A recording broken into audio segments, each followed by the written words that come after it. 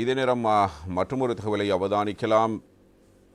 திண்ம கழிவகற்றலுக்கு வழங்கப்பட்ட 1868 கோடி ரூபாய் நீண்டகால கணக்கில் வைப்பீடு நிதி அறிக்கையில் வெளிப்படுத்தப்படவும் இல்லை என்பதாக இந்த செய்தி தரப்படுகிறது. இதுவும் தினகரன் பத்திரிகையில் தரப்பட்டிருக்கிற தகவல்.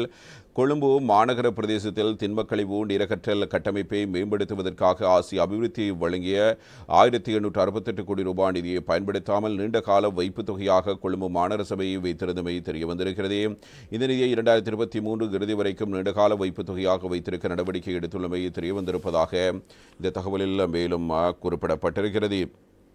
எனவே கொழும்பில் உள்ள பல தோட்டங்களில் திண்மக்கழிவு நீர் நிரம்பி வழிந்ததால் மக்கள் பெரிதும் பாதிக்கப்பட்டார்கள். இந்த காலகட்டத்திலேயே இந்த நிதி வழங்கப்பட்டது.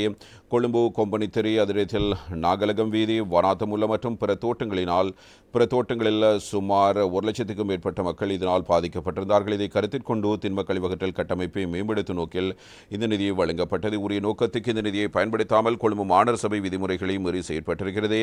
2014 முதல் ஆசிய அபிவிருத்தி வங்கி கொழும்பில் உள்ள கழிவு நீர் அகற்றல் கட்டமைப்புக்கு நிதியுதவி அளித்து வந்துள்ளது. உள்ளூராட்சி நிறுவனங்கள் அரச கணக்காய்வு தரநிலை 3.2 படி நிதி அறிக்கை நிறுவனங்களின் வைப்புத் தொகை வெளியிடப்பட வேண்டும். ஆனால் அத்தகைய வெளிப்படுத்தலும் செய்யப்படவில்லை. இந்த விவகாரம் தொடர்பாக கணக்காய்வாளர் நாயகத்தின் கணக்காய்வு விசாரணைக்கு கொழும்பு மாநகர சபை இன்னும் பதிலளிக்கவில்லை. சொத்துக்கள் தரநிலைகளின்படி கணக்கிடப்பட வேண்டும். மேலும் சரியான வெளிப்படுத்தல்கள் செய்ய